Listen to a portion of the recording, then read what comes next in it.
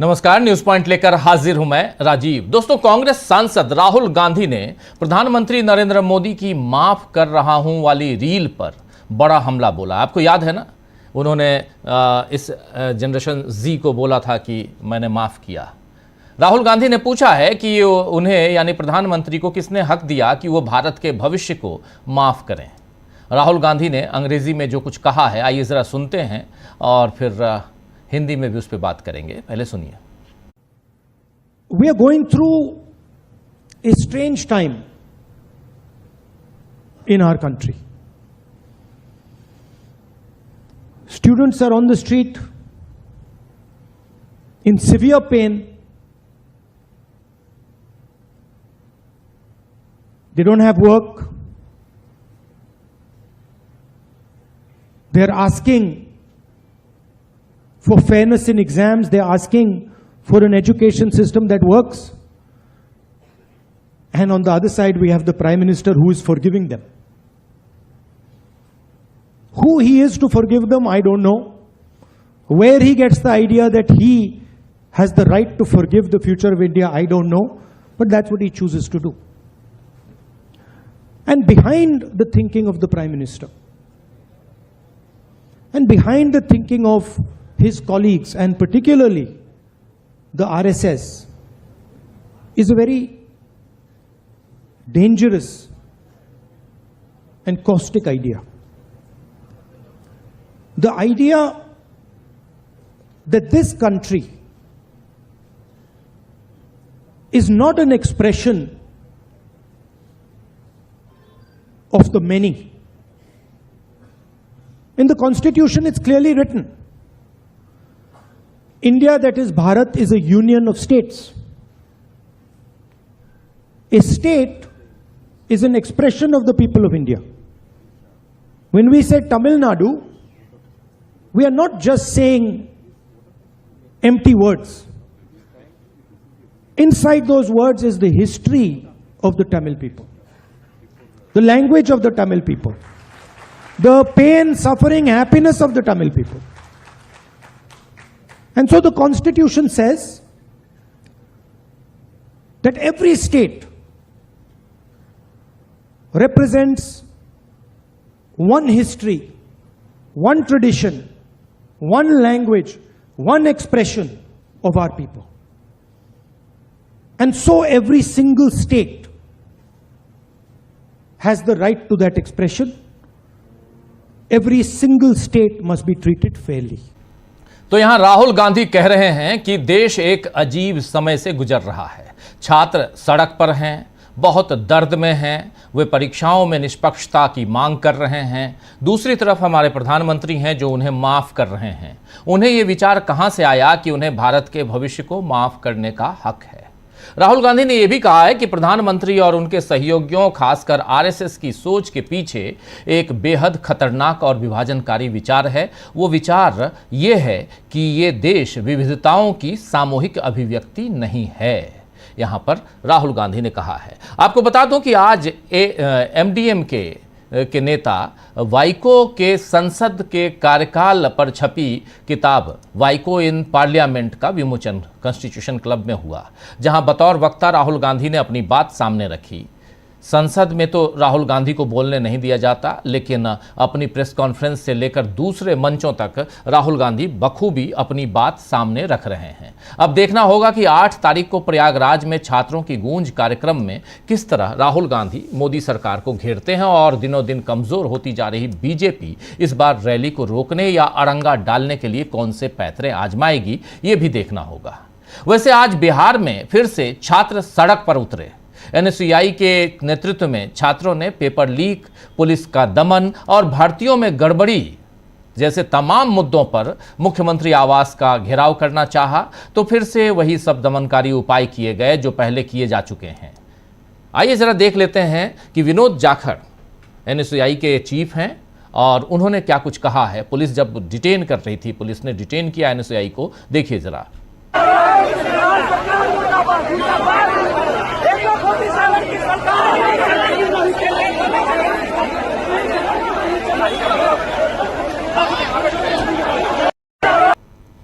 बांकीपुर में कल ही हार हुई है। आप जानते हैं पटना के बांकीपुर उपचुनाव में कल बीजेपी को हार मिली है। उस हार के बाद भी सम्राट चौधरी की सरकार और बीजेपी संभल नहीं रही है, या फिर उसे कोई फर्क ही नहीं पड़ता है कि उपचुनाव हार गए तो क्या हुआ। वैसे अखिलेश यादव ने बांकीपुर नतीजों की जो समीक्षा की है उसे सुन लेते हैं। यहां अखिलेश यादव ने बड़े सलीके से बीजेपी की बखिया उधेड़ी है, सुनिए जरा। सर बांकीपुर के नतीजे, सर बांकीपुर के नतीजे पर, बांकीपुर के नतीजे पर, बांकीपुर सर, बांकीपुर के हार के बाद भारतीय जनता पार्टी के कार्यकर्ताओं को कुछ बाकी बचा ही नहीं और 12 साल का रिटर्न गिफ्ट मिला है बीजेपी को। बीजेपी अगर कुंदरकी की तरह चुनाव लड़ती या बंगाल की तरह चुनाव लड़ती, बीजेपी फोर्स को लगा देती, और जैसे चुनाव लड़ते हैं बीजेपी के लोग तो बीजेपी की हार नहीं होती। ये आपको हमको समझने की बात है। उन्होंने बिना पुलिस प्रशासन को लगा के, बिना बेईमानी किए, बिना ईवीएम पे कुछ घोटाला किए देखना चाहते थे कि कितनी नाराजगी है उन्हें। इसलिए धोखे में मत रखो आप भी और ना हम धोखे में हैं। ये हार नहीं है, उन्होंने अपना तय किया है कि बिना बेईमानी के जनता कितना वोट देगी।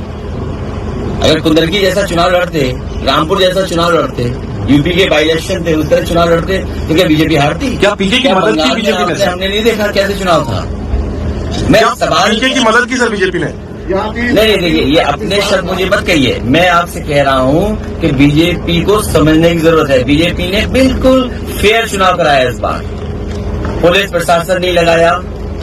जिस तरीके से उन्होंने कुंदरकी चुनाव में, मीरापुर के चुनाव में, रामपुर के बाई इलेक्शन के चुनाव में या अन्य जो बाई इलेक्शन यूपी के होते जो बेईमानी की थी वो नहीं की, और जिस तरह बंगाल में उन्होंने फोर्स लगाया था वो फोर्स नहीं लगाया। कि आपने फोर्स देखा? वैसे कुंदरकी जैसा फोर्स देखा आपने? तो समझ लो आप, तो वो चेक कर रहे थे कि कितनी जनता में नाराजगी है।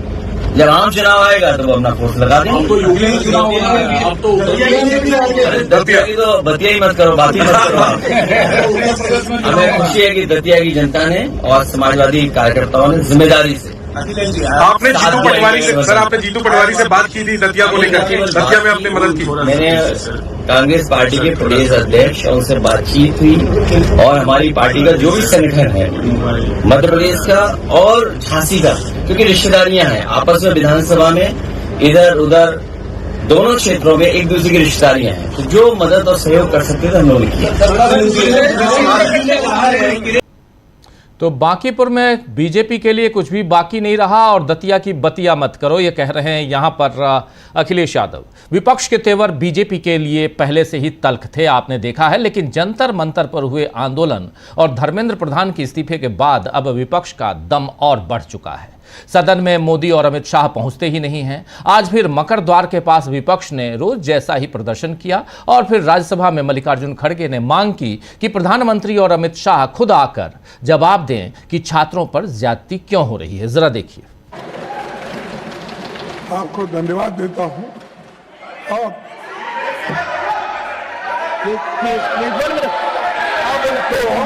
मेरी एक ही विनती है, ये जो गड़बड़ी हो रही हाउस में, हाउस जो नहीं चल रहा है, इस हाउस को चलाने के लिए एक ही उपाय है कि प्रधानमंत्री और होम मिनिस्टर आकर विषय में हम चर्चा करेंगे। सुन लिया आपने, जैसे ही प्रधानमंत्री और अमित शाह आकर यहां बयान दें, इसकी डिमांड कर रहे हैं नेता प्रतिपक्ष राज्यसभा में मल्लिकार्जुन खड़गे, वैसे ही आसंदी पर विराजमान उपसभापति हरिवंश जी, उन्होंने बिल्कुल, और कैमरा भी देखिए हरिवंश की तरफ है, ना कि कैमरा मल्लिकार्जुन खड़गे की तरफ है। ये सब कुछ संसद के अंदर होता है और आप अच्छी तरह से देखते हैं। इधर सरकार के खिलाफ अब एथेनॉल को लेकर भी E20 कार में जो है उसको लेकर भी मोर्चा खुल चुका है। अरविंद केजरीवाल आज E20 वाले पेट्रोल के कारण परेशान लोगों को साथ लेकर PM हाउस की तरफ बढ़े, हालांकि उन्हें पहले ही रोक लिया गया। लेकिन आम आदमी पार्टी का कहना है कि अब इस पर नया आंदोलन छिड़ेगा। और क्या कुछ कहा है, इसके बाद प्रेस कॉन्फ्रेंस की है, प्रेस से चर्चा की है अरविंद केजरीवाल ने। सुनिए जरा क्या कह रहे हैं। ट्रंप के दबाव में मोदी जी ना आए, ट्रंप का दबाव में आके इथेनॉल USA से खरीदना बंद करें, करें और हमारे देश में E20 थोपना बंद करें। अभी क्या प्लान है? अभी आप ऐसे इंतजार कर रहे हैं, मुझे उम्मीद है कि प्रधानमंत्री जी बुलाएंगे। वहाँ जाने के लिए कितनी बैरिकेडिंग लगेगी? आप लोग आने के बाद करेंगे आप? देखते हैं, प्रधानमंत्री जी को मैसेज भेजा है कि हम मिलना चाहते हैं। क्या मिलत का क्या है? तो सुनने वाले लोगों में काट पड़ेगा। देखते हैं, उम्मीद पे दुनिया कायम है, सरकार जारी रहेगा। तो सुन रहे थे आप, यहाँ पे प्रधानमंत्री से मिलना था और लेकिन नहीं मिल पाए और 2,33,000 जो लेटर्स हैं सबने इस पे साइन किया कि एथेनॉल को बंद किया जाए। वो चिट्ठी देने की कोशिश थी लेकिन नहीं हो पाई। मगर आज दिल्ली की सड़कों पर एथेनॉल 20 को लेकर एक नया आंदोलन आप लोगों ने देखा। मोदी कई जगहों से यही बात सुन रहे हैं कि उन पर अमेरिका का दबाव है। इस दबाव को वो शायद नकार देते अगर देश की जनता का पूरा साथ उन्हें मिलता, लेकिन अब यही नजर आ रहा है कि मोदी देश पर पकड़ खोते जा रहे हैं। समूचा का समूचा विपक्ष बीजेपी की जमकर घेराबंदी कर चुका है और अब कॉकरोच जनता पार्टी भी अपने आंदोलन को आगे बढ़ाने की तैयारी में है। कल महाराष्ट्र में सीजेपी यानी कॉकरोच जनता पार्टी की अहम बैठक होगी जिसमें जंतर मंतर आंदोलन की समीक्षा होगी, संगठन के विस्तार और भविष्य की रणनीति पर चर्चा होगी। आंदोलन में शामिल कार्यकर्ताओं और प्रतिभागियों से मिले फीडबैक पर चर्चा की जाएगी ताकि भविष्य में कार्यक्रमों को और प्रभावी बनाया जा सके। और इसके अलावा संगठन का विस्तार कैसे होगा, देश भर में नए सदस्यों को जोड़ने और विभिन्न राज्यों में सीजेपी की मौजूदगी मजबूत करने पर भी विचार विमर्श होगा, ऐसा कहना है सीजेपी के प्रवक्ताओं का। बैठक में संगठन के भविष्य के रोड मैप पर भी फैसला लिया जाएगा। इस बैठक से पहले अभिजीत दिपके जो फाउंडर हैं इस पार्टी के, अभिजीत दिपके से पूछा गया कि क्या सीजेपी राजनीतिक दल बनेगा, तो दिपके ने कहा है कि फिलहाल संगठन के भीतर इस तरह की कोई चर्चा नहीं है। उन्होंने ये भी कहा है कि सभी सदस्यों की राय है कि सीजेपी सामाजिक आंदोलन के रूप में ही अपनी गतिविधियां जारी रखे और जनहित के मुद्दों को उठाता रहे। तो नरेंद्र मोदी के लिए क्या अपनी बिसात समेटने का वक्त आ गया है? आज इसी पर चर्चा करेंगे। यहां सब कुछ हम देख रहे हैं। मोदी ने कैसे घेरा है, मोदी को कैसे घेरा है राहुल गांधी ने, शुरुआत में आपने देख लिया। और सड़क पर कैसे आंदोलन चल रहा है, एक लंबी और बड़ी लड़ाई चल रही है सड़क पर, उस पर चर्चा। और बिसात समेटने का मतलब कि राजनीतिक तौर पर क्या नरेंद्र मोदी कमजोर हो गए हैं, जबकि 3 राज्यों में से 2 राज्य हाथ में नहीं आए। 2 राज्यों के उपचुनाव, 3 सीटें थीं। गुजरात में भी बहुत अच्छी जीत नहीं मिली है। मध्य प्रदेश में आपने देख लिया दतिया में, और आपने देख लिया इधर बांकीपुर, जहां 1991 के बाद से बीजेपी नहीं हारी थी लेकिन वो हार गई। और वो बांकीपुर की सीट जो है वो इसलिए भी इंपॉर्टेंट है क्योंकि बीजेपी के राष्ट्रीय अध्यक्ष की वो सीट थी। उसके हारने का क्या मायने, उस पर हम लोगों ने कल बहुत विस्तार से हमने चर्चा की थी। चलिए आज चर्चा की शुरुआत करते हैं। हमारे साथ कुछ वरिष्ठ साथी जुड़े हुए हैं, उनसे पहले आपका परिचय करवाता हूं, आगे बढ़ते हैं। देखिए, प्रोफेसर अखिल स्वामी जी हमारे साथ हैं, प्रशांत टंडन जी हैं, अनिल सिन्हा जी हैं, शकील अख्तर जी हैं और अमरेंद्र उपाध्याय जी हैं। आप पांचों का स्वागत इस्तकबाल है। अब तमाम दोस्त साथी शुभचिंतक आप सबका जो अब तक जुड़ चुके हैं, उनका भी, जो जुड़ने वाले हैं इस कार्यक्रम में, उनका भी स्वागत करता हूँ, इस्तकबाल करता हूँ। स्वामी जी, कैसे देखते हैं आप यहाँ पर पार्लियामेंट में, सड़क पे, अलग अलग मंचों पे, भाषण में, सब जगह एक माहौल बना हुआ है, एंटी बीजेपी, एंटी मोदी, बहुत सारे मुद्दे हैं। सड़क पे भी, जंतर मंतर पे हमने देख लिया, 36 दिनों के आंदोलन को देखा और उसके बाद फाइनली वो कर दिखाया जेनजी ने जो कभी नहीं हुआ था पिछले 12 सालों में, यानी धर्मेंद्र प्रधान को फाइनली इस्तीफा देना पड़ा। कल सुप्रीम कोर्ट ने भी कह दिया कि इनकी डिमांड जो थी उसी हिसाब से एफआईआर वापस लिए जाए। ये भी कल सुप्रीम कोर्ट में बड़ी लड़ाई जीती है इन्होंने, सीजेपी ने। सीजेपी क्या कहें तो यहाँ पूरे जेनजी ने, इस आंदोलनकारियों ने। अब यहाँ से आगे कैसे देखा जाए इस देश की सियासत को, स्वामी जी? देखिए राजीव जी, आप भी मानेंगे, सारे पैनलिस्ट मानेंगे और आपके दर्शक श्रोता भी मानेंगे, असलियत से ज़्यादा इंपॉर्टेंट होता है परसेप्शन। और ये परसेप्शन जो है पिछले 2 महीने के अंदर पूरी तरह से चेंज हो गया। जो भारतीय जनता पार्टी की रणनीति थी कि एक परसेप्शन बना के कि हम विश्व गुरु हैं और अच्छे दिन आएंगे और ऐसा होगा वैसा होगा, वो पिछले 2 महीने के अंदर पूरी तरह से धराशायी हो गया। अब देखिए, परिस्थिति ये बन गई है जो मेरे ख्याल से भारतीय जनता पार्टी के रणनीतिकारों को जो काम करने चाहिए थे वो नहीं कर रहे हैं, और जो नहीं करने चाहिए थे वो कर रहे हैं। देखिए, ये बिल्कुल एक ह्यूमन साइकोलॉजी की चीज है, चाइल्ड साइकोलॉजी की चीज है कि बच्चों से अगर आप पंगा न लें, क्योंकि बच्चों का दिमाग जो है वो एक प्रकार से डेवलपमेंट स्टेज में होता है, एनर्जी उनमें बहुत ज़्यादा होती है। लेकिन अगर उन्हें आप कन्विंस करेंगे तो कन्विंस हो जाते हैं, लेकिन अगर कन्फ्रंटेशन करेंगे तो वो भी कन्फ्रंटेशन के लिए तैयार हो जाते हैं। मैंने तो अपने अध्यापन काल में राजीव जी यही सीखा, अगर बच्चों को आप प्यार देंगे तो डबल प्यार आपको देंगे, और अगर आप उनको डराएंगे और धमकाएंगे और वो करेंगे तो वो डबल का हर चीज़ वो डबल करके देंगे, वो सिंपल वे में नहीं देंगे। तो मुझे ये नहीं समझ में आ रहा है, या तो भारतीय जनता पार्टी में लोगों को परिवार का आइडिया नहीं है कि परिवार चलता कैसे है, वरना हमारे बड़े बड़े पूर्वजों ने और हमारे बुजुर्गों ने कहा था कि क्षमा बड़न को चाहिए छोटन को उत्पात, क्या हरि को घट्यो जब भृगु ने मारी लात। तो देखिए, उस परंपरा में चलते हुए एक तक तो ये सनातनी परंपरा की बात करते हैं, और जितनी ज्यादा उद्दंडता और जितना ज्यादा कठोरपन आप सरकार तंत्र की तरफ से देख रहे हैं, उतना बच्चों की तरफ से नहीं देख रहे हैं। भाई, बच्चे तो बेचारे ये कह रहे हैं कि हम तो अपनी एक जेन्युइन डिमांड लेके आए थे, जेन्युइन डिमांड लेके गरीब अमीर के खाई को हमने पाट दिया था, सब लोग एक दूसरे का पंखा झल रहे थे, हमने कोई आक्रमण नहीं किया, वीडियो में दिख रहा है। लेकिन हमारी किस तरह से निर्ममता से हमारी पिटाई हुई, हमें पीटा गया, लड़कियों के कपड़े फाड़े गए, उनसे अभद्र व्यवहार किया गया, जैसे कि पुलिस को ये आदेश दिया गया था कि बच्चों को केवल रास्ते पे नहीं लाना है, उनको अच्छी तरह से तोड़ना है। देखिए राजीव जी, पता नहीं आपकी बचपन में पिटाई हुई कि नहीं हुई, मेरी तो बचपन में बड़ी पिटाई हुई, स्कूल में भी खूब पिटाई हुई, मेरी माताजी बड़ा पीटा करती थी क्योंकि मैं शैतान नटखट टाइप का बालक था। लेकिन उन्होंने हमेशा ये ध्यान रखा, जब मैं याद करता हूं, उन्होंने जब भी मुझे मारा तो ऐसे मारा कि मैं सही रास्ते पे आ जाऊं लेकिन चोट ना लगे। जैसे हमारे यहाँ कहते हैं ना, गुरु कुमार शिष्य कुंभ है, गड़ी गड़ी गाड़े खोट, अंदर हाथ लगाए के बाहर मारे चोट। जैसे एक घड़े को आकार दिया जाता है युवा को, अध्यापक और माता पिता वही करते हैं, बच्चे को बाहर से थपकी मारते हैं। ऐसा नहीं है कि वो पीटते नहीं है, वो मारते नहीं है, उनको दंडित नहीं करते हैं, लेकिन अंदर से हाथ लगाते हैं कि घड़ा फूट ना जाए, टूट ना जाए, और बाहर से उसको आकार देते हैं। लेकिन इस बार जो जनजी के आंदोलन में हमने देखा, हमने तो ये आंदोलन इस प्रकार का कहीं नहीं देखा कि सरकार उतारू हो कि दबंगई से, गुंडई से युवाओं को, अपने देश के भविष्य को दबाने का प्रयास करे, और ये ना समझे कि उसका जो रेसिप्रोकेशन होगा, उसका जो प्रतिकार होगा इतना गंभीर होगा कि सरकार उसको नहीं झेल पाएगी। तो आज ये हो क्या गया, बच्चों के साथ अन्याय हुआ।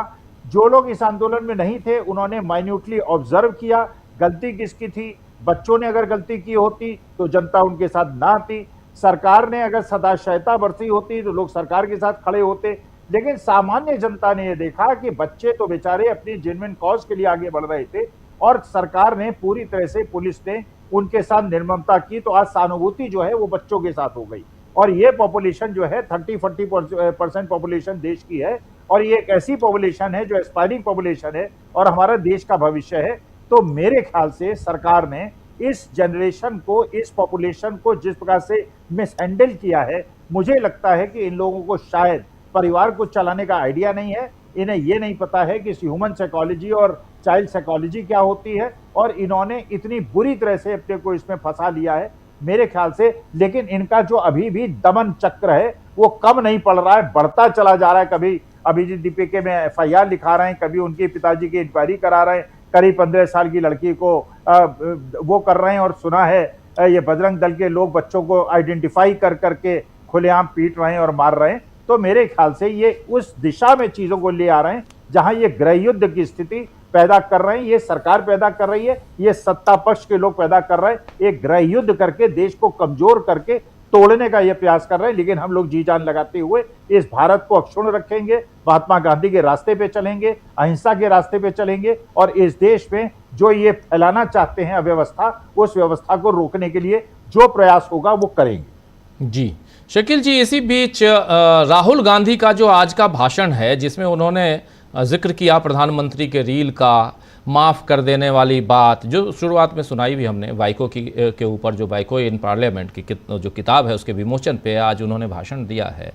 क्या अब ये हम माने कि एक नई लड़ाई और उसमें भी विपक्ष की तरफ से उसकी शुरुआत हो चुकी है। जंतर मंतर के आंदोलन के बाद से क्या यहाँ कांग्रेस का भी कुछ चेंज हुआ है? मतलब कांग्रेस के विरोध का, प्रतिकार का, प्रतिरोध का जो स्वर है वो यहाँ पर क्या तीखा दिखाई दे रहा है? क्या कुछ चल रहा है कांग्रेस के अंदर, संसद से लेकर उधर इंदिरा भवन तक? देखिए, राहुल ने ही ये कहा था, गोली चलाने का आदेश किसने दिया? और राहुल के यही शब्द जो है अभी तक संसद में और संसद के बाहर गूंज रहे हैं। और गृह मंत्री अमित शाह संसद में नहीं आ रहे हैं। पार्लियामेंट में आते हैं वो, लेकिन हाउस में नहीं आते। मोदी जी पार्लियामेंट में आते हैं मगर हाउस में नहीं आते हैं। और रोज संसद के बाहर और संसद के अंदर यही आवाज गूंजती है कि गृह मंत्री इस्तीफा दें, अमित शाह इस्तीफा दें, और संसद हाउस के बाहर संसद परिसर में। और आज राहुल ने उसी बात को अपनी कि गोली चलाने का आदेश किसने दिया था आगे बढ़ाते हुए उतनी ही वजनदार एक और बात कही है। पीएम होते कौन है माफ करने वाले? Who is PM? भारत के भविष्य को माफ कर रहे हैं वो? इतना दुस्साहस? उन्होंने कहा कि ये बहुत ही खतरनाक समय है ये। और जो सबसे बड़ी बात उन्होंने कही कि आरएसएस चाहता क्या है? इस देश की विविधता को, भाषाओं को, संस्कृतियों को खत्म करना। तो राहुल जो है एक बड़ी लड़ाई लड़ रहे हैं और इसीलिए वो हर जो मंच होता है उस पर अपनी बात कहते हैं। संसद में भी वो होते हैं, अंदर और बाहर दोनों जगह। और यहाँ आज वाइकू की किताब के ऊपर जहाँ सारे नेता थे, अखिलेश यादव भी वहीं थे, तो उन्होंने ये बात कही है। और दूसरी एक बात जो है वो आज अखिलेश ने बहुत अच्छी कही। अखिलेश ने जो कहा कि बीजेपी ने चेक किया, उसका मतलब क्या है? मतलब यह है कि उस चेक करने से वो सच्चाई सामने आ गई जिसको बीजेपी, गोदी मीडिया और सब लोग छुपा रहे थे। कि असलियत ये है कि लोग बीजेपी से नाराज हैं, लोग वोट नहीं कर रहे। यही अखिलेश ने कहा कि वोट को मैनेज कर लेते हैं वो। इस बार चेक करने के लिए उन्होंने ये किया तो उसके नतीजे सामने आ गए। ये बहुत अच्छी बात है और ये सही बात है कि इसको देश की जनता को और सबको समझना चाहिए कि असली स्थिति ये है और अब उन्हें मैनेज नहीं करने देना है। वो किस तरह करेंगे ये पॉलिटिकल पार्टी को सोचना पड़ेगा। किस तरह वोट परसेंटेज बढ़ाएंगे? अगर 10, 12, 15% वोट परसेंटेज ये बढ़ा देते हैं तो इनके सारे उपाय खत्म हो जाते हैं। दूसरी बात, इस तरह के जब ये आंदोलन करते हैं, इस तरह के नारे गूंजते हैं, तो चुनाव आयोग पर भी असर पड़ता है और दूसरी संवैधानिक संस्थाओं पे भी असर पड़ता है। उन्हें भी लगता है कि ये सरकार कमजोर है, दबी हुई है। देखिए आज संसद में और हर जगह ये सवाल हो रहा है, सारे नेताओं के बीच, बड़े अफसरों के बीच, कि मोदी जी तो चलिए बहुत कम आते हैं हाउस के अंदर, अमित शाह तो आते हैं, अमित शाह क्यों नहीं आ रहे हैं? और उसका जवाब वो सवाल भी करते हैं और वे खुद ही जवाब देते हैं कि दबाव में तो है। ये मैसेज चला गया सब जगह कि अमित शाह भारी दबाव में है। और देखिए 3 मांगे जो हैं वो बहुत तेजी के साथ पूरे देश में गूंज रही हैं। नंबर 1, अमित शाह इस्तीफा दो। और उसके साथ जो राहुल ने आज कहा कि छात्र मांग क्या रहे हैं? ईमानदारी से, निष्पक्ष तरीके से, पारदर्शी तरीके से परीक्षाएं हो, पेपर लीक ना हो, वो हो। अमित शाह का इस्तीफा, चढ़ावा चोरी, इसको छोड़ने के लिए तैयार नहीं है विपक्ष। रोज नारे लग रहे हैं, आज पार्लियामेंट के अंदर भी लगे, चढ़ावा चोर, गद्दी चोर, चंदा चोर, गद्दी छोड़। और तीसरा जो अभी आपने बताया अरविंद केजरीवाल का, एथेनॉल, ये मिडिल क्लास के बीच में एक बड़ा मुद्दा है। ये भी आज सब लोग बात कर रहे थे। आपको एक मजेदार बात बता दें कि बहुत सारे ऑफिसर है पार्लियामेंट के अंदर जो अपनी गाड़ियों से आते जाते थे। उन्होंने कहा कि हमने अपनी गाड़ियां लाना बंद कर दी, सरकारी गाड़ियों से ही आ रहे हैं। क्यों कर दी है इसके जवाब की जरूरत नहीं है कि कौन अपनी गाड़ी को रिस्क में डाले। तो ये बड़ा मजेदार डेवलपमेंट है। बहुत सारे लोग हैं जिन्हें हम पर्सनली जानते थे कि जो अपनी गाड़ी से आते थे, अपनी गाड़ी से जाते थे, अब नहीं आ रहे। तो ये जो राहुल ने कहा है, ये एक बहुत ही खतरनाक समय है। और इस खतरनाक समय में राहुल और पूरा विपक्ष, आज सुबह भी मीटिंग हुई इंडिया गठबंधन की, सारे लोग मौजूद थे, रोज मीटिंग होती है। और ये सबसे अच्छी बात है कि जो दो बातें हम हमेशा से कहते रहे जरूरी है, एक विपक्ष के अंदर एकता, एकजुटता, वो है। और नंबर 2, आपको चुनाव जीतना सीखना पड़ेगा, समझना पड़ेगा हर हाल में। वो शुरू कर दिया इन्होंने। दतिया जीते और बिहार का चुनाव जीते, और गुजरात में इन्होंने मार्जिन कम किया। इसका परिणाम आप देखिए, हर जगह यही चर्चा है। तो ये जो है, अब समय बदल रहा है, और इस बदलते समय में जब मोदी और अमित शाह भारी दबाव में हैं, तब विपक्ष जो है अपना दबाव बढ़ाता जा रहा है। जी राहुल जी।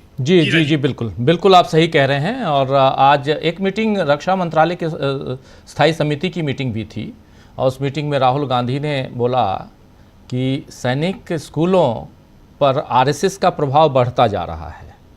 यानी सैनिक स्कूल जो हैं वो आरएसएस को दिए जा रहे हैं, और इस पर उसकी भागीदारी बेवजह बढ़ रही है, राहुल गांधी ने कहा है। इस पर जो समिति के अध्यक्ष हैं राधा मोहन सिंह, उन्होंने कहा कि कृपया अपने दावे से जुड़े सभी दस्तावेज उपलब्ध कराएं, हम उन्हें स्पष्टीकरण के लिए संबंधित मंत्रालय को भेजेंगे। इसी दौरान समिति के एक अन्य सदस्य सुधांशु त्रिवेदी ने बीच में हस्तक्षेप करते हुए पूछा कि राहुल गांधी किस आधार पर ये आरोप लगा रहे हैं। अंत में अध्यक्ष ने कहा, राधा मोहन सिंह ने, कि अधिकारियों को उन संगठनों की सूची और तथ्यों की जांच करने दी जाए जिन्हें पीपीपी मॉडल के तहत सैनिक स्कूल आवंटित किए गए हैं। अब ये राहुल गांधी ने किस आधार पर कहा है? राहुल गांधी ने साफ साफ कई मीडिया आउटलेट्स में ये खबर ऑलरेडी छपी है, जिसमें कहा गया है कि विद्या भारती और सरस्वती शिशु मंदिर जैसे संगठनों को सैनिक स्कूल चलाने के लिए 70 सैनिक स्कूल आवंटित किए गए हैं देश भर में। 70 सैनिक स्कूल विद्या भारती को, और उसके अलावा सरस्वती शिशु मंदिर, ये आप जानते हैं दोनों आरएसएस के स्कूल हैं, उनको दिया गया है। तो ये तो खैर चल रहा है, ये एक जानकारी आप लोगों तक रख रहा था देश में जो चल रहा है। लेकिन दूसरी तरफ ये महत्वपूर्ण है कि आखिर एथेनॉल 20 की बात हो रही है, पेपर लीक की बात हो रही है। धर्मेंद्र प्रधान के इस्तीफे के बाद क्या सब कुछ ठीक हो गया है? पेपर लीक का मामला अब बिल्कुल सुधर चुका है। शिक्षा में जो नई एजुकेशन पॉलिसी है वो बिल्कुल ठीक है। या इन सब के बीच राहुल गांधी जो बात रख रहे हैं, और अब एक छात्रों की गूंज अभी प्रयागराज में करने जा रहे हैं 8 तारीख को, आखिर ये सब क्यों? सवाल पैदा होता है। बांकीपुर में क्यों हार गई भारतीय जनता पार्टी? दतिया में क्यों हार गई भारतीय जनता पार्टी? और कह रहे थे अखिलेश यादव, क्योंकि वहाँ पर इन्होंने बाकी जगह जैसा करते थे वैसा नहीं किया, इसलिए हार गई। क्या इसको इसी ढंग से देखा जाए इन तमाम मुद्दों को, प्रशांत जी? देखिए, काफी कुछ तो जो हो रहा है देश में, वो देश की और बिहार की और मध्य प्रदेश की पॉलिटिक्स रीसेट हो रही है। और उस पॉलिटिकल रीसेट में जंतर मंतर का बड़ा योगदान है। और एक दूसरा जो कारण है जिसके तार जंतर मंतर से भी जुड़ते हैं, जिसके तार बिहार के बांकीपुर के चुनाव से भी जुड़ते हैं, वो ये है कि राहुल गांधी का डर बड़ी गलतियां करवा रहा है। अब जैसे मान लीजिए कि कॉकरोच जनता पार्टी बनी, जैसे जब चीफ जस्टिस ने बयान दिया और वो बनी, छात्रों में असंतोष था। हम लोग कई बार अपने पॉडकास्ट में और यहाँ पे भी चर्चा कर चुके हैं कि असंतोष था छात्रों में, अभी भी है। वो सब्र का बांध टूट रहा था। जैसे उन्होंने कॉकरोच कहा, वो सामने आ गया। तो ये पूरा जो छात्रों का आंदोलन था, ये स्वतःपूर्त था, स्पॉन्टेनियस था, अपने आप छात्रों ने किया इसको। लेकिन इन्होंने सोनम वांगचुक को उतारा, इस नियत से कि इसको कंट्रोल करेंगे और राहुल गांधी के पीछे जो युवा जमा हो रहा है उसको हम छिटकाएंगे, ये इनकी मंशा रही होगी। लेकिन ये आंदोलन ऐसा चला कि सोनम वांगचुक वापस चले गए लद्दाख और सोनम वांगचुक के भी कंट्रोल में नहीं रहा ये। वो छात्रों का आंदोलन हो गया और हम लोग लगातार जाते रहे और हम लोग देखते रहे कि किस तरीके से जंतर मंतर का जो क्राउड है, जो लोग जमा हो रहे हैं छात्र वहां पे, वो बदल रहे थे। वो उनमें बदलाव लगातार आ रहा था कि कुछ लोग बाहर के आ गए, तो बाहर के मतलब कि जो संगठित छात्र संगठन थे उसके बाहर के छात्र भी आ गए।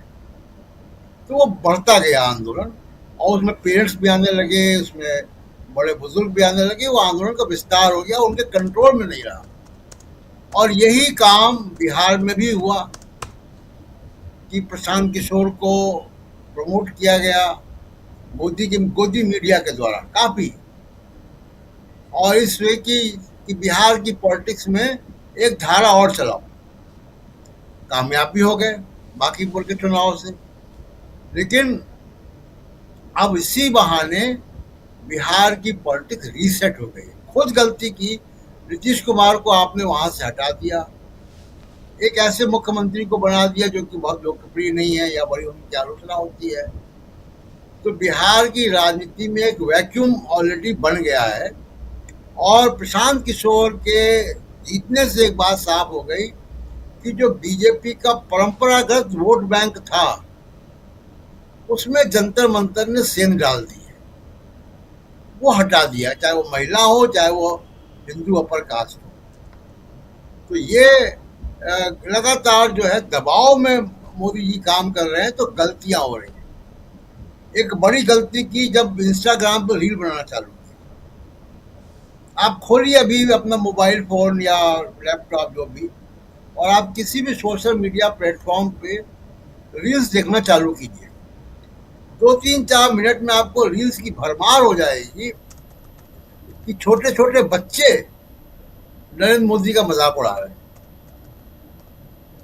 अब उस पूरे सेटअप को आप समझिए कि वो बच्चा तो मजाक उड़ा रहा है, साबुन का फेना लगा के दाढ़ी में सफेद दाढ़ी करके वो एक्टिंग कर रहा है और वो रील बना रहा है और वो मजाक कर रहा है, लेकिन उसका कैमरा तो उसके घर के किसी बड़े ने पकड़ा हुआ है ना। उतना छोटा बच्चा तो पोस्ट नहीं करेगा, उसको किसी ने पोस्ट किया होगा। तो आप समझिए कि कितना इसका विस्तार हो चुका है नरेंद्र मोदी की इस छवि का, जो कि बिगड़ गई है उनके बार बार रील बनाने से, कि रात के 12 बजे आके रील बनाते हैं। और आज की जो युवा पीढ़ी है उसको आप बेटे बेटियों से क्यों कह रहे हैं, बेटी क्यों कह रहे हैं? ये बड़ा विरोध है लड़कियों में। क्या आप बेटी क्यों कहेंगे? क्या महिला का जो अस्तित्व है वो बहन, बेटी, पत्नी यानी पुरुष से आधारित ही है, उसके अलावा उसका कोई अस्तित्व नहीं है। तो क्या कि किस रिश्ते से आप मुझे बेटी कह रहे हैं? और क्यों केवल महिलाओं की गाली से ही आपको परेशानी है कि आपके संस्कार पर सवाल उठा रहे हैं? उन्होंने कल्चरल शॉक कहा ना, उन्होंने कहा कि कल्चरल शॉक लगा जब बेटियों ने भी अब शब्दों का इस्तेमाल किया, ये कहा है उन्होंने। तो उसका जवाब युवा पीढ़ी दे रही है। बिल्कुल, लड़कियां दे रही हैं, सैकड़ों रील्स बनाई है, गुस्से में बनाई है।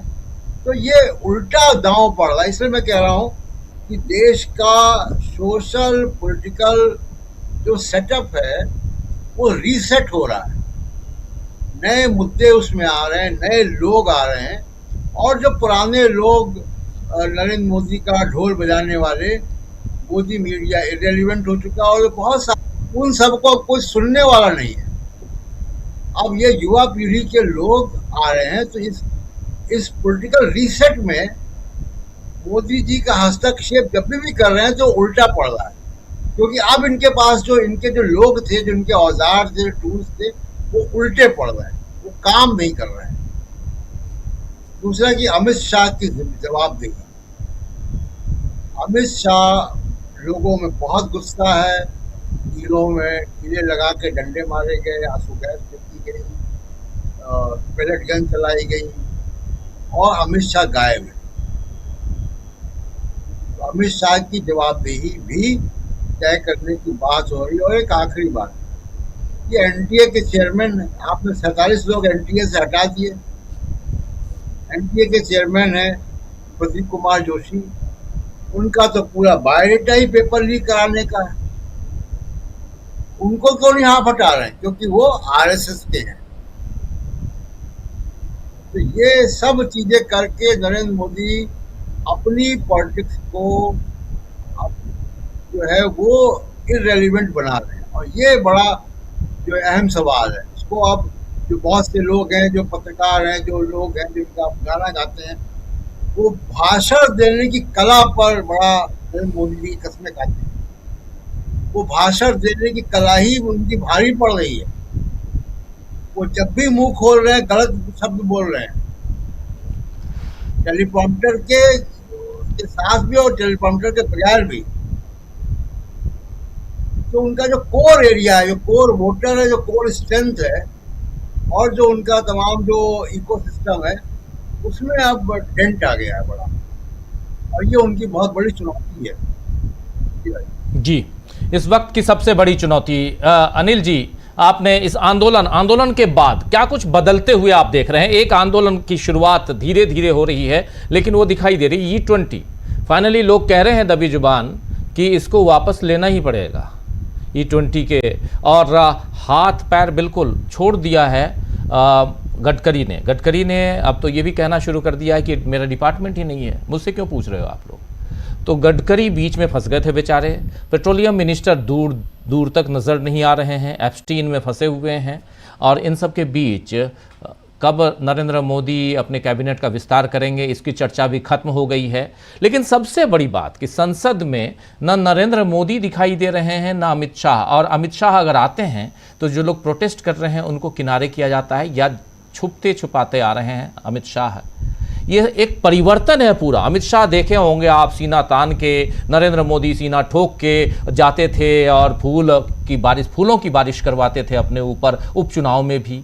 लेकिन यहाँ तो कल उपचुनाव में भी हार हो गई, बांकीपुर में कुछ बाकी नहीं रहा। और क्या बोल रहे थे अखिलेश यादव, दतिया की क्या करूं बतिया।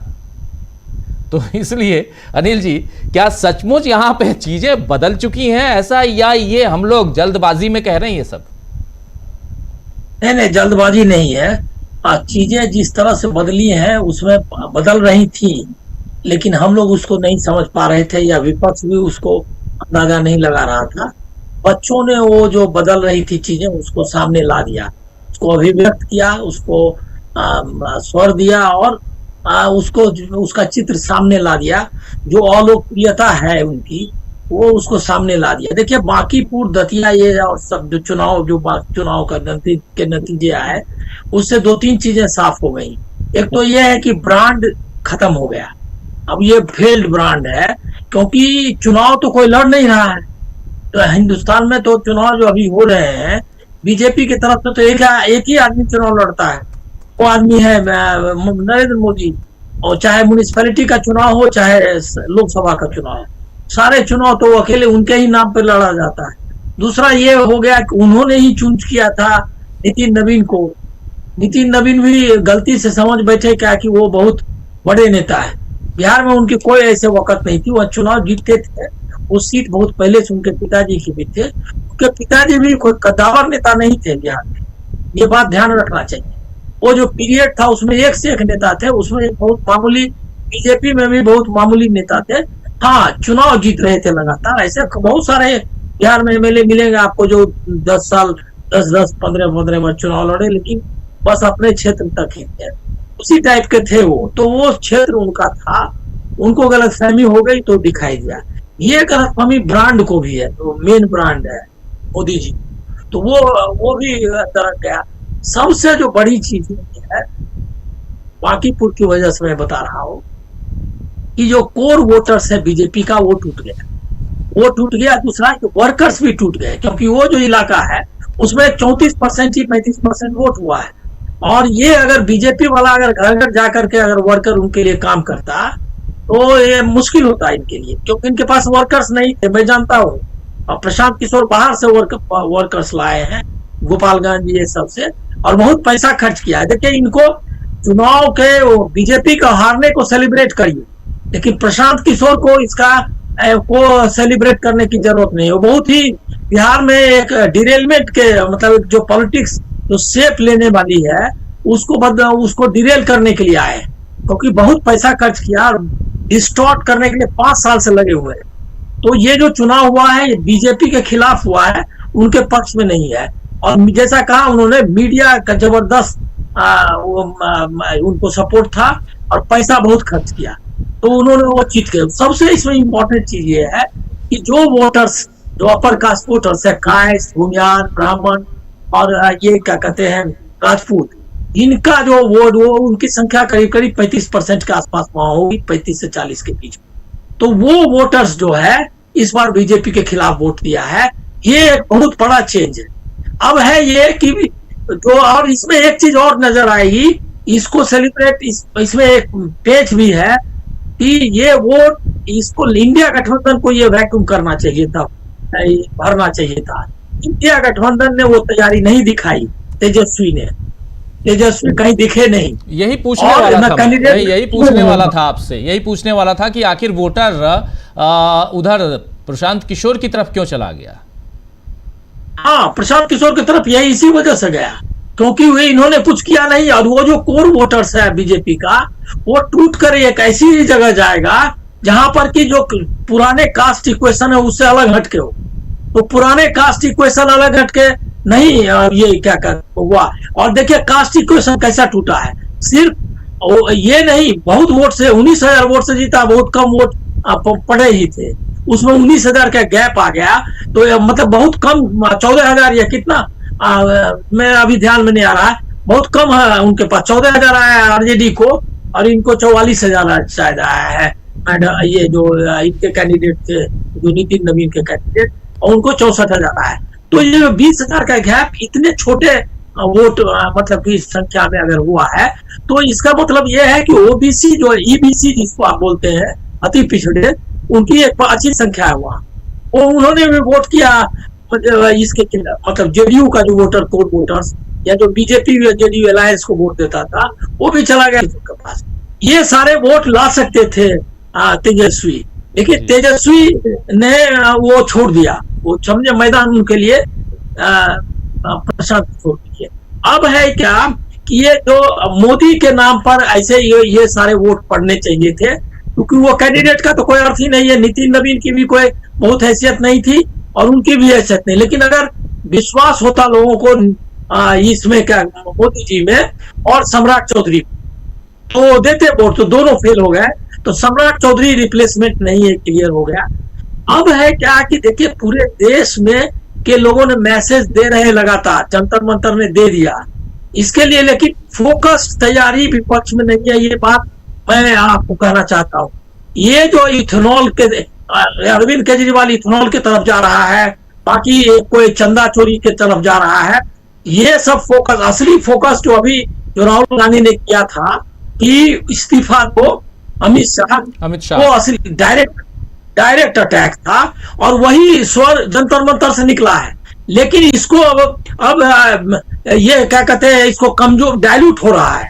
अब मतलब ये डेलिबरेटली हो रहा है, साजिश, ये मैं अभी नहीं कहने की स्थिति में हूँ, लेकिन इसका कोई अर्थ नहीं है, क्योंकि आप एक मुद्दे पर क्यों नहीं फोकस। अभी इथेनॉल की याद इसको आ गई केजरीवाल जी को, और उस बाकी कोई लगा हुआ है कुछ लोग क्या कि मामला यहीं तक रहे, लेकिन इससे मामला बनता नहीं है।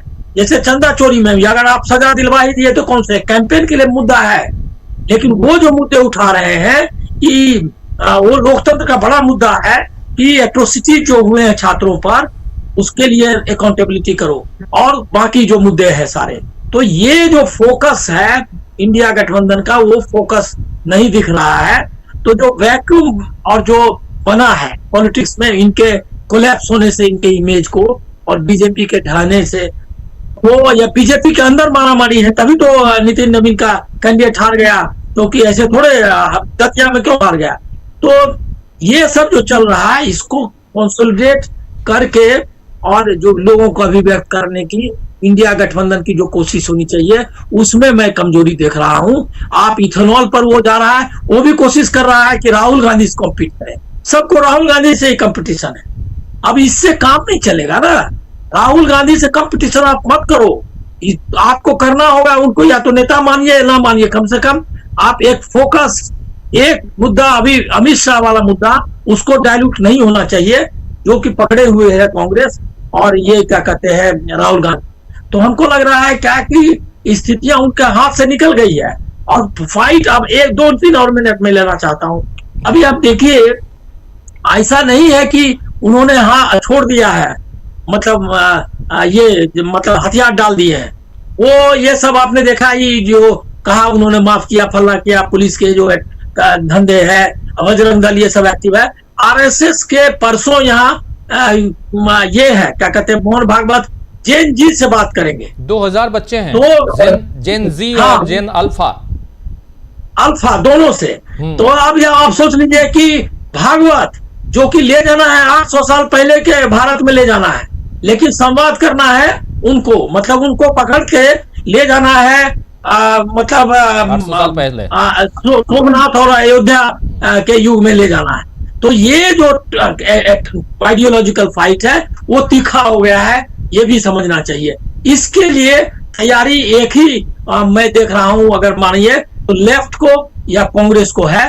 बाकी पार्टियां अभी भी मुझको लग रहा है कि जिसको आप कहते हैं कि कन्वर्जेंस जिसको आप कहते हैं, या एक ये एकजुटता, वो आइडियोलॉजिकल हमको दिख नहीं रही है। इसका भी ध्यान हमको लगता है कि करना पड़ेगा।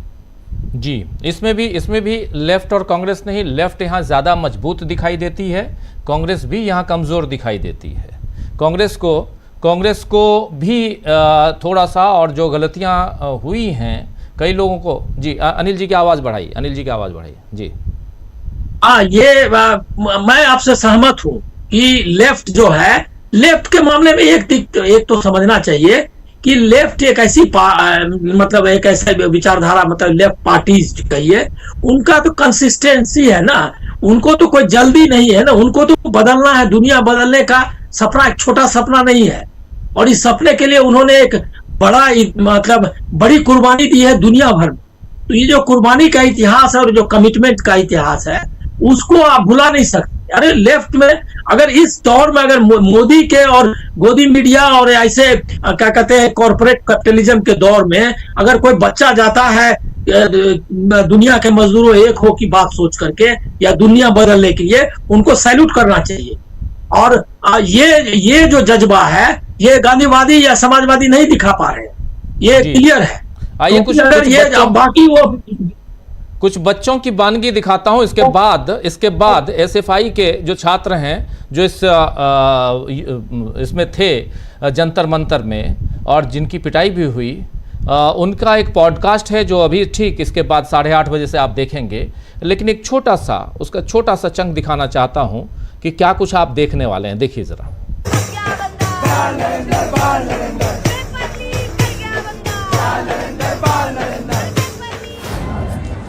पुलिस अंकल रास्ते का है ही है। ये गुमराह बच्चे हैं, उनको राह दिखाना हमारा काम है। कि इस तरीके की बातें मत कीजिए। वो हमारे दोस्त नहीं है। वो हमारे दोस्त नहीं है, वो दोस्त हमारे ऐसे काम नहीं करते। वो जब गिर गई तो वो मेरी गलती से नहीं गिरी, वो सखी की गलती से नहीं गिरी, वो पुलिस की गलती से गिरी, पर उनका ईगो इतना ज़्यादा हर्ट हो गया और फिर सखी ने उनसे कह दिया कि चलना नहीं आता।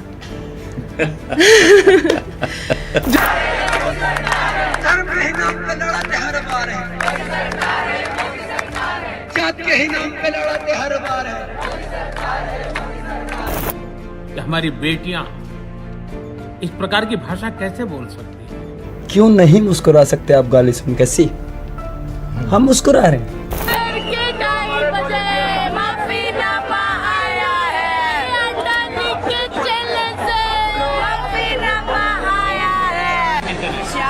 चाचा now your turn to go। तो ये अभी आप देखने वाले हैं इसके तुरंत बाद, इस कार्यक्रम के बाद। और ये बच्चे जिनका जिक्र कर रहे थे अभी अनिल जी, और ये बच्चे, इन बच्चों का कमाल देखिए कि इन लोगों ने मिलकर धर्मेंद्र प्रधान से इस्तीफा ले लिया। अब इसके आगे पॉलिटिकल पार्टियों को है कि वो अमित शाह से इस्तीफा लें। बच्चों ने राह दिखा दी है। अब अमित शाह का इस्तीफा कांग्रेस पार्टी मांग रही है। कांग्रेस पार्टी का साथ देने के लिए ये बच्चे तो तैयार हैं, दिखाई देते हैं, क्योंकि इन्होंने तो एक शुरुआत कर दी है। लेकिन बाकी दल क्या कर रहे हैं, ये बाकी दलों को सोचना चाहिए। और ये पॉडकास्ट, इन बच्चों के साथ जो पॉडकास्ट है वो आप देखेंगे अभी से थोड़ी देर बाद 8:30 बजे से। अमलिंदु जी, जल्दी से आपके पास आना चाहता हूँ। ज़रा जंतर मंतर से निकली आवाज़ क्या दूर तक जा चुकी है, जिसमें आज केजरीवाल का E20, अमित शाह संसद के अंदर जैसे ही मल्लिकार्जुन खड़गे खड़े होते हैं बोलने के लिए, आसंदी पे जो भी है वो चुप करा देता है। कैमरा बिल्कुल आसंदी की तरफ जाता है और हंगामा होता है। किस्सा ख़त्म 4 मिनट में। आज लोकसभा 4 मिनट से ज़्यादा नहीं चली है। लोकसभा 4 मिनट ये चल रहा है। कितने पैसे खर्च हो रहे हैं। और कहेंगे विपक्ष का हंगामा। इसमें विपक्ष का क्या हंगामा है? मुझे तो इस शब्द से ही समझ में नहीं आता है कि हम ही मीडिया के लोग ये हंगामा शब्द लिखते हैं और वो विपक्ष, अगर कुछ भी हो तो विपक्ष का ही हंगामा होगा। सत्ता पक्ष तो बिल्कुल वहाँ पर साधु बन के बैठा हुआ है। अमलिंदु जी। राजीव जी, लोकसभा 4 मिनट में जो चली है उसमें 2.5 मिनट तो अकेले बिरला जी बोले हैं, प्रवचन दिया है 2.5 मिनट तो बिरला जी ने उस 4 मिनट में बताया है कि परंपरा से चलेगी, सदन न करके आए हैं, सदन नहीं चलने देना है।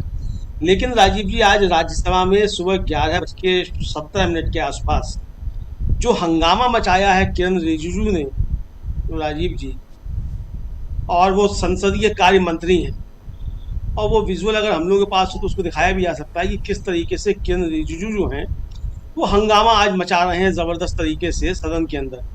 70 सालों में राजीव जी ये पहली सरकार है जो खुद सदन को नहीं चलने देना चाहती। अब चाहे अमित शाह सदन के अंदर नहीं आए और चाहे मोदी सदन के अंदर नहीं आए और चाहे किरण रिजिजू हंगामा करें, कुल मिलाकर मकसद इस सरकार का यही है कि सदन किसी तरीके से ना चले। ये इनकी राजीव जी एक साफ तौर पर मंशा है और वो मंशा बार बार स्पष्ट हो जाती है कि सदन को चलने देना नहीं चाहते। अब राजीव जी, कोई मीडिया जो हंगामे की आप बात कर रहे थे, कोई सवाल नहीं उठा रहा है कि आखिर नरेंद्र मोदी जो है देश की जनता का इतना पैसा बर्बाद क्यों करवा रहे हैं कि संसद नहीं चल पा रही। सदन के अंदर क्यों नहीं आते नरेंद्र मोदी और अमित शाह, आकर सवालों के जवाब क्यों नहीं देते? सरकार की जिम्मेदारी सदन के प्रति है कि नहीं है? तो ये राजीव जी, ये इनका एक अपना रवैया है, उसको साफ तौर पर दिखा रहे हैं। लेकिन जेनजी आंदोलन राजीव जी जो उठा और उसने जिस तरीके से परेशान किया है बीजेपी को, और एक राजीव जी कहा जाए कि मतलब उसने माहौल बना दिया कि जो अंदर दबा हुआ गुस्सा था लोगों का वो बाहर निकल कर आ गया, और अब ये दिखाई पड़ने लगा कि सरकार के खिलाफ गुस्सा जमीन पर बहुत ज्यादा है। तो ये राजीव जी अब संकेत साफ तौर पर मिलने लगे हैं और इसको बीजेपी भी अच्छे तरीके से समझ रही है। अगर प्रधानमंत्री नरेंद्र मोदी रात को राजीव जी 12 बजे आते हैं और 4-4 रील पोस्ट करते हैं, उस रील पे वो जिस तरीके के कमेंट्स जेनजी ही दे रहा है राजीव जी, उन कमेंट से समझा जा सकता है कि हवा बह किस तरफ रही है। हालांकि एक जेनजी वो भी है राजीव जी जो जाकर कांवड़ उठा रहा है, वो भी एक जेनजी है, तो वो जेनजी उनके साथ है। लेकिन जो जेनजी ये निकला राजीव जी, ये बदलाव का जो है बाहर के, और इसने बदलाव के संकेत दिए हैं कि हवा अब बदल रही है और भारतीय जनता पार्टी को समझ लेना चाहिए कि हवा किस तरीके से राजीव जी बदल रही है। अब मोहन भागवत जी बात करेंगे 2000 जेनजी और जेन अल्फा के बच्चों से। राजीव जी ये तो बड़े खतरनाक लोग हैं, ये तो नाम ले रहे हैं जेनजी और जेन अल्फा से बात करेंगे। जो शाखाएं लगाते हैं राजीव जी और इनके जो स्कूल चलते हैं वो सरस्वती शिशु मंदिर, वो तो सब शुद्ध जहर की फसल बोते हैं। ये छोटे छोटे बच्चों को ही पहले पकड़ते हैं, उनको मालूम ही नहीं होता है कि सब खेलकूद के बहाने ले जा रहे हैं कि पीटी करा रहे हैं, और वहीं से जहर भरना शुरू कर देते हैं। और वो कट्टर हो चुका होता है, सांप्रदायिक हो चुका होता है। तो ये तो राजीव जी तमाशा कर रहे हैं कि जब आप जेनजी से बात करेंगे, तुम तो भाई पहले ही जहर की खेती कर रहे हो। 100 साल से तुम जहर की खेती ही करते चले आ रहे हो भाई, उसी का नतीजा पूरा भारत भुगत रहा है। 100 साल से तुमने एक नफरत की खेती की है और वो खेती अब इतनी ज्यादा बढ़ चुकी है। लेकिन ये जो नई पीढ़ी आई राजीव जी, और कई बच्चों के वो विजुअल्स जो वायरल हुए, उनकी रील्स वायरल हुई कि मोदी जी तुम इस जेनजी को बांटना चाहते हो जिसने तुम्हारे मंत्री का इस्तीफा करा दिया, तुमको घुटनों पे ला दिया, तुम उसको बांटना चाहते हो तो नहीं बचेगा ये। तो ये राजीव जी एक तरीके से आप कह सकते हैं कि जो युवा वर्ग है उसने एक संदेश दिया और उसने एक एकजुटता दिखाई, और जो लोग अभी तक दबकर बातें करते थे किसी भी वजह से, वो भी अब खुलकर नरेंद्र मोदी और बीजेपी के खिलाफ बातें करने लगे हैं। और स्थिति यहाँ तक पहुंच गई राजीव जी कि अब अमित शाह जाते हैं तो अमित शाह छुप कर जाते हैं, अमित शाह इधर उधर देखते हुए जाते हैं। नीतीश कुमार की ये हिम्मत बढ़ गई है कि जब हार रही होती है बीजेपी बांकीपुर में तो वो समाजवादियों से नमस्ते नमस्ते करते हुए जाते हैं बड़े खुश होकर। ये नीतीश कुमार की हिम्मत बढ़ गई है। तो ये सब कुछ राजीव जी जैन जी का किया हुआ है ये सब। अब जहां तक सवाल ये है कि राजीव जी की मुद्दे क्या हैं, अब अरविंद केजरीवाल एथेनॉल को लेकर सड़क पर आ गए हैं, प्रधानमंत्री जाएंगे। मुझे लगता है कि अरविंद केजरीवाल राजीव जी से आंदोलन के बाद जो हुआ वो भी काफी ज्यादा सदमे में है। जितना सदमे में मोदी जी हैं और अमित शाह जी हैं, उतना ही सदमे में केजरीवाल जी भी हैं। अब वो उनकी अपनी कुछ गलतियां नहीं होंगी जिनकी वजह से हैं। अगर आप जाकर नहीं कहते कि सोनम वांगचुक को आप शिक्षा मंत्री बना दीजिए, अगर आप जाकर ये नहीं कहते और सोनम वांगचुक बाद में जाकर मोदी जी की तारीफ ना करने लगते, तो केजरीवाल जी का कुछ काम हो सकता था। पीछे से आपने हाथ लगाया था, लेकिन एक तो 6 जून को ही, जिस दिन पहला राजीव जी प्रदर्शन था जनता मंतर पर, उस दिन मनीष सिसोदिया ने एक ट्वीट किया कि राहुल गांधी वहां नहीं पहुंचे, राहुल गांधी को चिंता नहीं है युवाओं की। और उसके बाद राजीव जी जब वो पहुंच गए लोक कल्याण मार्ग यानी प्रधानमंत्री के आवास पर राहुल गांधी, और उसके बाद संजय सिंह से लेके और आतिशी तक सब जो कहा कि साहब वो जैन जी आंदोलन से और जनता मंतर से ध्यान हटाने के लिए राहुल गांधी को जो है मोदी जी ने सड़क पर बैठा दिया। तो अब राजीव जी अगर वहां से ध्यान हटाने के लिए राहुल गांधी को मोदी जी ने सड़क पर बैठा दिया था, तो आज अरविंद केजरीवाल जी को सड़क पर किसने बैठा दिया? ये भी क्या मोदी जी ने बैठा दिया? तो ये अब मसला वही जो अनिल सिन्हा जी भी कह रहे थे कि लक्ष्य आखिर क्या है, किस मुद्दे से आप कर सकते हैं। राजीव जी अगर ये प्रभावित करेगा पहले तो ये जी, और इस पे आप कितना कर लेंगे। लेकिन जो अमित शाह का मुद्दा है वो इस युवा वर्ग से जुड़ा हुआ मसला है, तो इसलिए जो है ये ध्यान भटकाने की कोशिश होती है। मैं सोशल मीडिया पे देख रहा था, एक सज्जन है उनका अपने लोगों के हुआ भी है कई बार राजीव जी पॉडकास्ट वगैरह। अब वो कह रहे हैं कि देखो ये अब तुमको गडकरी के पीछे और एथेनॉल के पीछे लगाएगा, लेकिन तुम अमित शाह पे टिके रहना। अब ये भी चीजें चलने लगी हैं। तो लोग जो है वो कुछ ना कुछ बातें राजीव जी करते रहते हैं, लेकिन लक्ष्य जो है राजीव जी वो बहुत महत्वपूर्ण होता है। और लक्ष्य समझा जा सकता है कि लक्ष्य इस सरकार के खिलाफ माहौल बनाए रखना है। अगर अरविंद केजरीवाल को लगता है कि एथेनॉल के मसले पे सरकार के खिलाफ माहौल बनाए रखा जा सकता है, बिल्कुल बनाए माहौल, उसमें कोई दिक्कत नहीं है। मसला वो भी एक बड़ा है, ऐसा नहीं है कि नहीं है, लेकिन एक दूसरे के ऊपर ये आरोप प्रत्यारोप जो है जो बीच में हुआ वो नहीं होने चाहिए कि सब विपक्ष जो फला ये कर रहा है, फला ये कर रहा है। सबका लक्ष्य एक है, और वो लक्ष्य ये है कि इस सरकार के खिलाफ आंदोलन होते रहें। इस सरकार की बदनीयती, इस सरकार की जो जन विरोधी नीतियां हैं उनके खिलाफ जनता सड़कों पर दिखाई दे, आंदोलन होते रहे और सरकार को मजबूर किया जाता रहे कि आप जनता के पक्ष में नीतियां बनाइए, वरना गद्दी छोड़िए। इस पे मुझे लगता है कि सबको एकजुट होने की राजीव जी आवश्यकता है, भले ही आपके रास्ते अलग अलग। जी बिल्कुल बिल्कुल, आप सही कह रहे हैं। जरा स्वामी जी, लेकिन क्या आपको लगता है कि यहाँ जो मुद्दे हैं, इन मुद्दों में इस्तीफा वाला मुद्दा आपको भी लगता है उसमें भी जिस ढंग से घिरे हुए हैं अमित शाह, ये सबसे बड़ा मुद्दा है लगता है आपको? देखिए राजीव जी, ये बात तो बिल्कुल सही लगती है। जैसे चेस के गेम में जब वजीर या क्वीन फंस जाती है तो बाकी जो उनके प्यादे होते हैं उनको घेर लेते हैं कि जिस प्रकार से उन दोनों को बचाया जा सके। तो देखिए ये तो बहुत असहज स्थिति है। धर्मेंद्र प्रधान घिर गए थे, बहुत ज़्यादा परेशानी नहीं थी। नितिन गडकरी घिरे, बहुत ज़्यादा परेशानी नहीं थी। जो पेट्रोलियम मिनिस्टर हैं हरदीप सिंह पुरी, वो घिरे तो भी बहुत ज़्यादा परेशानी नहीं थी। अब भारतीय जनता पार्टी के साथ जो परेशानी हो गई है, जो उनके तथाकथित चाणक्य अमित शाह साहब हैं, वो चारों तरफ से घेरे जा चुके हैं। अब अमित शाह साहब से घेरे को हटाने का प्रश्न है। लेकिन देखिए, बिल्कुल मैं ये स्पष्ट मानता हूं, आज के तारीख में भारतीय जनता पार्टी जिस प्रकार से रेसिप्रोकेट कर रही है, जिस प्रकार से जवाब दे रही है, जिस प्रकार से अपना प्रतिक्रिया दे रही है, उससे बिल्कुल सिद्ध हो रहा है, ये बिल्कुल सिद्ध हो रहा है कि सारे जो काम नहीं करने चाहिए इनको कर रहे हैं इस समय। देखिए, ये बिल्कुल पक्की बात है कि जब आपके सामने एक ऐसा वर्ग हो, ऐसा समाज हो जो सच बोल रहा हो। देखिए, हमारे देश के युवा सच बोल रहे हैं, वो गलत नहीं बोल रहे हैं। वो परीक्षा के लीक को रोकने की ही केवल बात नहीं कर रहे हैं, वो अपने रोजगार की बात कर रहे हैं। और देखिए, एक मैंने वीडियो देख रहा था, हमारे इकोनॉमिक ऑर्डर पे जो पिछले 12 साल से सबसे ज्यादा नुकसान किया गया है वो ये किया गया। आप देखिए साउथ कोरिया की हिस्ट्री आप पढ़िए, आप जर्मनी की हिस्ट्री पढ़िए, उन्होंने एक बड़ा सा वर्ग पता चलाया जिससे कि 4-5 जगह वो ध्यान केंद्रित करें कि अगर एक इंडस्ट्री फेल हो जाए तो बाकी इंडस्ट्री में उनका काम हो जाए। हमारे देश के अंदर पिछले 12 साल के अंदर केवल एक इंडस्ट्री पे कंसंट्रेट किया गया, वो आईटी इंडस्ट्री थी कि साहब ये हम आईटी सॉफ्टवेयर के बिल्कुल वर्ल्ड के किंग हैं और लाखों नौकरियां मिलती हैं और सारा का सारा ध्यान उस पर कर दिया गया, मैन्युफैक्चरिंग पे ध्यान नहीं रखा गया। उसकी वजह से जब आईटी इंडस्ट्री में रिसेशन आया और परेशानी आई आर्टिफिशियल इंटेलिजेंस की वजह से, हमारी पूरी इकोनॉमी जो है वो परेशानी में पड़ गई। आज के तारीख में राजीव जी अगर आप सर्वे कराएं, जितने private engineering colleges MBA institutes खुले थे उसमें आधे से ज्यादा बंद हो चुके हैं और उनके अंदर स्टूडेंट्स के एडमिशन भी कम हो गए हैं, क्योंकि हमारे देश के अंदर जो सबसे बड़ी समस्या है वो रोजगार की है। बच्चे पढ़ने के बाद अपने माता पिता का पैसा खर्च करने के बाद भी या एमबीए और इंजीनियरिंग और बाकी ग्रेजुएशन और पोस्ट ग्रेजुएशन करके निकलते हैं, उसके बाद उनको नौकरियां नहीं मिलती हैं। किसी भी गवर्नमेंट को, किसी भी पार्टी की गवर्नमेंट हो, वो ये बच्चों के जो रोजगार का मुद्दा है इसको देखना पड़ेगा, एक ऐसा संतुलित प्लान बनाना पड़ेगा जिससे बच्चों को रोजगार मिले, वरना ये डेमोग्राफिक डिविडेंड एक डिजास्टर बन जाएगा जिसकी शुरुआत जंतर मंतर से हो गई है।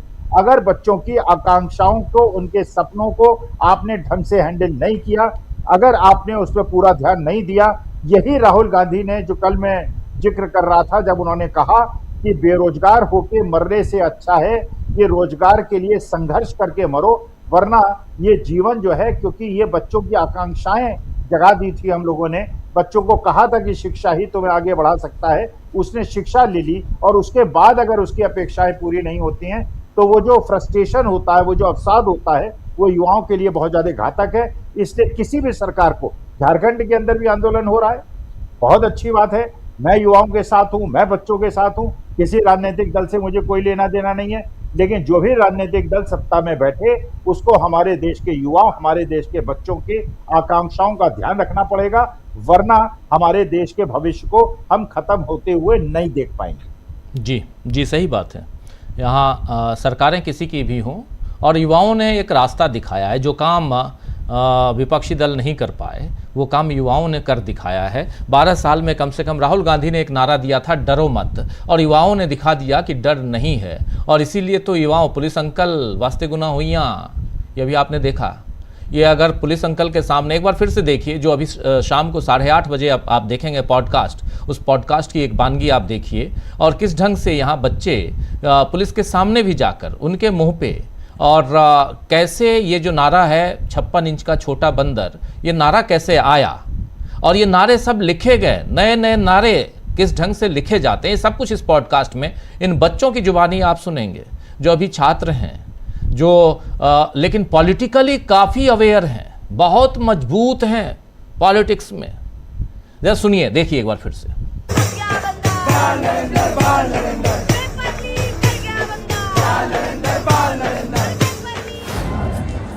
पुलिस अंकल वास्ते कहना है ही है।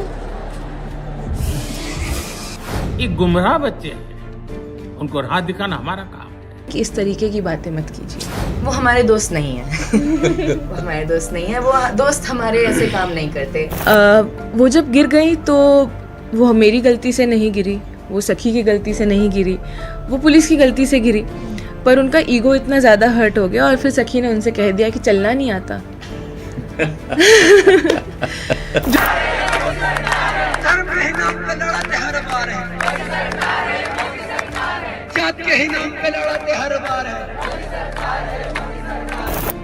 हमारी बेटियां इस प्रकार की भाषा कैसे बोल सकती हैं? क्यों नहीं मुस्कुरा सकते आप गाली सुन? कैसी हम मुस्कुरा रहे हैं।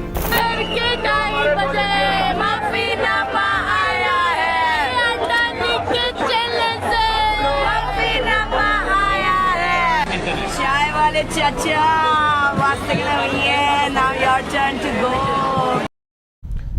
तो देख रहे हैं, ये रास्ता दिखा दिया है इन लोगों ने। जल्दी से आना चाहता हूं शकील जी, फिर प्रशांत जी आपके पास आता हूं। ये बच्चे हैं शकील जी, और इन्होंने रास्ता दिखाया है कि हम धर्मेंद्र प्रधान का इस्तीफा ले सकते हैं, आप अमित शाह तक जाइए आप। और यहाँ डिमांड होने लगी थी, अगर 10 दिन और 2-4 दिन रुक जाते तो यहाँ फिर धर्मेंद्र प्रधान के इस्तीफे से बात नहीं बनती, वो दिख रहा था। आप लोग भी जा रहे थे लगातार वहाँ पे, और जिस ढंग से धर्मेंद्र प्रधान इस्तीफा दो के पोस्टर जो हैं वो नरेंद्र मोदी इस्तीफा दो की तरफ और अमित शाह इस्तीफा दो के पोस्टर में तब्दील हो रहे थे, उससे लग रहा था शायद ये भी एक परेशानी रही होगी। शकील जी, शानदार फिल्म बनाई है, और अच्छे फिल्म मेकर हैं, बहुत ही प्रभावशाली है ये जो अलग अलग शॉट हैं ये असली तस्वीर बताते हैं कि आज का जो स्टूडेंट है, जेन जी है या टीनेजर है, वो किस तरह सोचता है, किस तरह कूल रह के सीरियस बातों को उठाता है। जी, ये जो लड़कियां कह रही हैं कि किसी का फोन बज रहा है। जी जी, और मोदी जी कह रहे हैं, जो आपने भी दिखाया वो वाला पुराना उनका जो रील जिसे कहते हैं आजकल इंस्टा पे जो आए थे वो, कि बेटियां हमारी, ये बेटियां मोदी जी ने पहली बार नहीं कहा है और न उन्हें पहली बार जवाब मिला है। जब बातें होती है तो बहुत सारी पुरानी बातें याद आ जाती। प्रियंका गांधी ने, ये 2014 से पहले की बात है, मोदी जी प्रधानमंत्री नहीं बने थे, रायबरेली में कहा था मैं राजीव गांधी की बेटी हूं। क्या संदर्भ था? ऐसे ही जैसा भी इन बेटियों कह रहे हैं, किसी बात पे मोदी जी ने कहा कि प्रियंका तो मेरी बेटी के समान है। और जब उनसे हम लोगों ने पूछा वहां रायबरेली में, कि 2014 के लोकसभा चुनाव से पहले की बात है, मैं जहां तक याद है 2014 से पहले की बात तो पक्की है, हो सकता है 2012 विधानसभा की हो या 2014 लोकसभा से पहले की, देख के बता सकते हैं, लिखा है हमने इसके ऊपर काफी, तो कहीं ना कहीं हमारे उसमें होगा। तो उनसे जब पूछा प्रियंका से कि मोदी जी कह रहे हैं कि आप उनकी बेटी की तरह हो, प्रियंका ने ऐसे ही कड़े तेवर के साथ उससे मैं कहा मैं राजीव गांधी की बेटी, मतलब मैं ऐसे किसी की बेटी नहीं हूं। यही आज की लड़कियां कह रही हैं कि इस तरह रिश्ते मत बनाइए, आप अपनी बात कहिए। और आपसे किसने कहा था कि हमें माफ कर दो? माफी आपको मांगना थी और आप हमसे कह रहे हैं। राजीव जी, ये जो नई पीढ़ी है इसका सोच जो है बिल्कुल डिफरेंट है, और इसका ये सोच जो विकसित हुआ है वो हुआ है कि उसके पास इंटरनेट आने, एआई की भी उसको सुविधा मिली है इस पीढ़ी को, तो उसने दुनिया को बहुत अच्छी तरह देखा और समझा है। वो भावनाओं में नहीं बहती है, वो ठोस हकीकत पे बात कर रही है। उसने एक बात तय की थी कि हमें परीक्षाएं साफ सुथरी चाहिए। उसने दूसरी बात तय की थी कि ये पेपर लीक नहीं होना चाहिए। उसने तीसरी बात तय की थी कि हम पढ़ लिख के आए हैं तो हमें रोजगार चाहिए। और इन्हीं बातों की उसने जंतर मंतर से लड़ाई लड़ी। बिल्कुल सिंपल एजेंडा था उसका और एकदम स्पष्ट एजेंडा था। और यही बात जो है अलग अलग तरीके से विपक्ष कह रहा है। हमने पहले भी कहा, फिर कह रहे हैं कि विपक्ष में या कहीं पे भी कोई विरोधाभास नहीं है। मुद्दे बहुत सारे होंगे, हर आंदोलन में आते हैं, ऐसा कोई भी आंदोलन नहीं हुआ एक पार्टी का आंदोलन होता है उसमें भी आते हैं।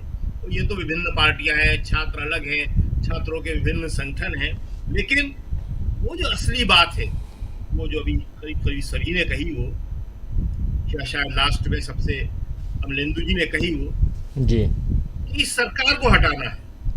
ये सरकार छात्र विरोधी है, गरीब विरोधी है, मजदूर विरोधी है, किसान विरोधी है, युवाओं को रोजगार नहीं देती है और केवल बातें करती है, जी बातों से बहलाती है। तो ये बातों से बहलाने में बच्चे नहीं मानेंगे इसको। ये तो अपने पेरेंट है, वो भी अगर हकीकत की बात नहीं करते हैं, तर्क की बात नहीं करते हैं, तो उनकी बात भी नहीं मानती है। बिल्कुल। तो ये नई पीढ़ी है, इसको अपनी बात कहने का अधिकार है। और इसने जो आपने कहा कि धर्मेंद्र प्रधान का इस्तीफा लिया, सही बात है। और धर्मेंद्र प्रधान के बाद अमित शाह का इस्तीफा भी लेने के लिए इन छात्रों के साथ विपक्ष भी पूरी तरह से अड़ गया है। तो इसीलिए आज हम बता रहे हैं कि जो बात हो रही थी कि अमित शाह क्यों नहीं आ रहे हाउस में। पहली बार अमित शाह इतने दबाव में है, इतने प्रेशर में है, जिसे आम बोलचाल की भाषा में कहते हैं अर्दब में आ गए हैं, दबाव में आ गए। मोदी जी के लिए बहुत बड़ी मुश्किल है, इसीलिए धर्मेंद्र प्रधान का इस्तीफा होने से वो सोचते थे कि बात निपट जाएगी। लेकिन अगर अमित शाह का इस्तीफा हो गया, अमित शाह के इस्तीफे के बाद क्या आप समझते हैं कि राहुल गांधी मोदी जी का इस्तीफा नहीं मांगेंगे? नेता प्रतिपक्ष उसके बाद सीधे मोदी जी का इस्तीफा मांगेंगे। अमित शाह के इस्तीफे का मतलब है मोदी जी की आधी ताकत का खत्म हो जाना। मोदी जी की आधी ताकत खत्म हो जाएगी। बहुत बड़ी बात होगी, क्योंकि सच हो या झूठ हो, जो भी हो, लेकिन पूरे देश में जो माहौल है, जो नैरेटिव है, वो यही है कि सरकार तो अमित शाह जी। बिल्कुल बिल्कुल। क्या इतना आसान होगा प्रशांत जी, जैसे अभी बता रहे हैं शकील जी, कि विपक्ष अमित शाह का इस्तीफा मांग रहा है और दिख भी रहा है। कई लोग संसद भवन में इकट्ठा होते हैं, एक बैनर होता है और अमित शाह इस्तीफा दो के नारे होते हैं।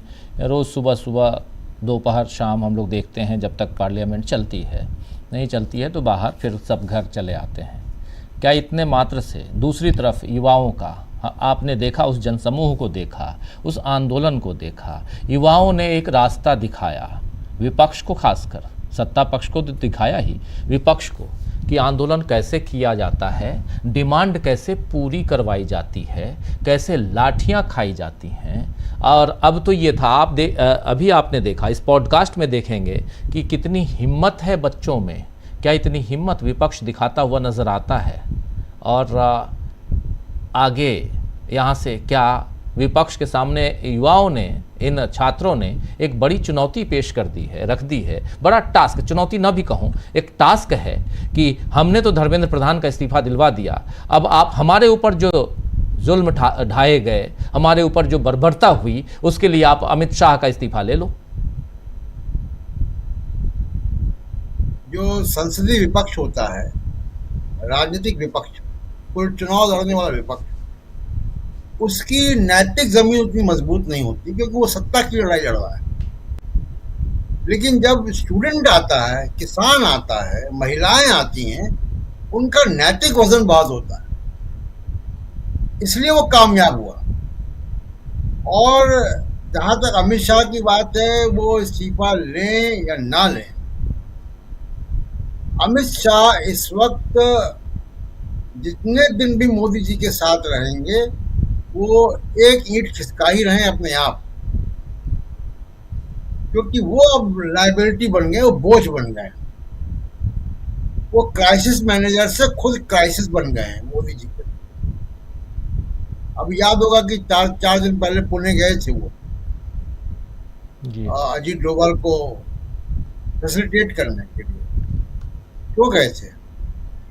क्योंकि वो उनको लग रहा है कि अब हमको पैचअप करना पड़ेगा, हमको बातचीत करनी पड़ेगी, वरना तो अजीत डोभाल और जो हम सुनते हैं बातें, जो सत्ता के गलियारों से चीजें आती है, अजीत डोभाल और अमित शाह के बीच में तो बहुत दीवारें हैं, खासकर इंटेलिजेंस एजेंसीज के कंट्रोल को लेकर। एनटीआरओ और रॉ रिपोर्ट करती है अजीत डोभाल को, इंटेलिजेंस ब्यूरो रिपोर्ट करती है अमित शाह को, और ये परस्पर झगड़ा जो है वहाँ होता है।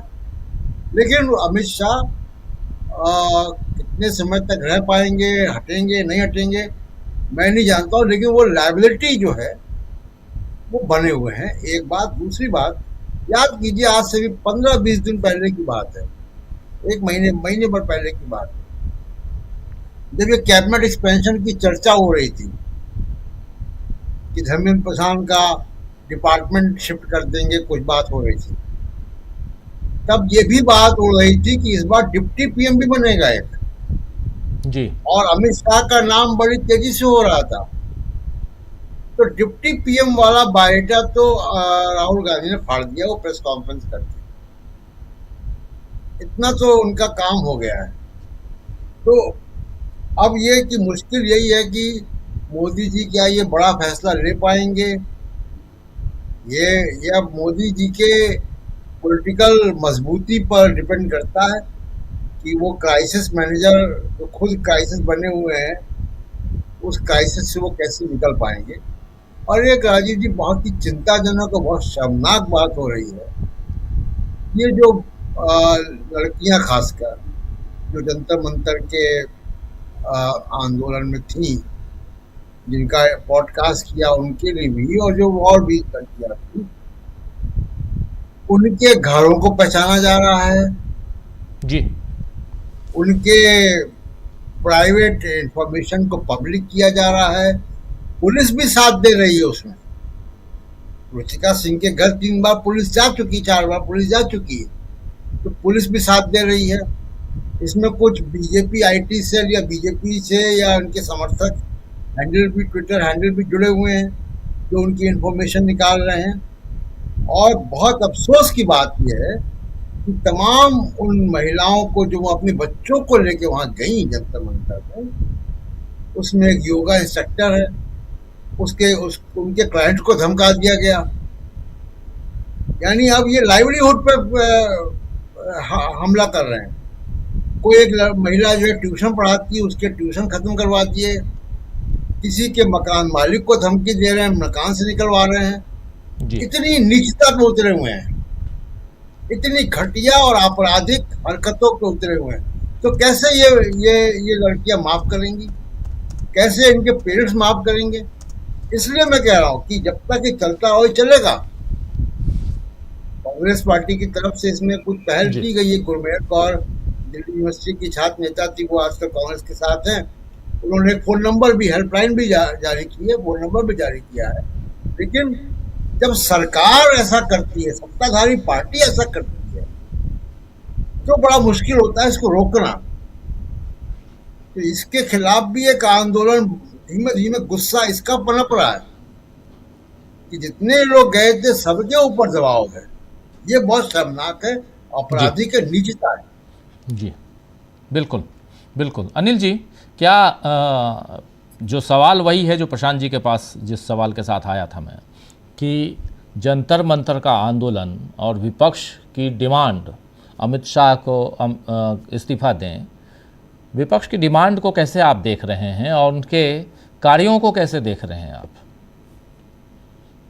नहीं, देखिए, एक तो विपक्ष का कन्वर्जेंस तो हो गया था जब धर्मेंद्र प्रधान के इस्तीफे का मामला आया, तो वो तो हो गया था। पूरा विपक्ष एक साथ हो गया और उसने समर्थन किया जंतर मंतर का आंदोलन का। तो एक तरह की जो यूनिटी इन दोनों के बीच में बन गई थी। अब हमको लग रहा है क्या कि वो यूनिटी बनी हुई है एक तरह से, मतलब जंतर मंतर का आंदोलन, मतलब सीजेपी लेफ्ट पार्टीज के जो युवक हैं, मतलब यूथ और स्टूडेंट्स, उनसे किसी पॉलिटिकल पार्टी का कोई प्रॉब्लम नहीं है। वो जितना समर्थन उनको है वो दे ही नहीं। इनका अपना प्रॉब्लम है, आपस में यूनिटी इनकी नहीं बन पा रही है। और वो दोनों इलेक्शन, मतलब दतिया को छोड़ दीजिए, लेकिन यहाँ के इलेक्शन, बांकीपुर का इलेक्शन तो वो बता रहा है कि इनकी यूनिटी आपस में नहीं है, नहीं तो ये प्रशांत किशोर बीच में नहीं आते।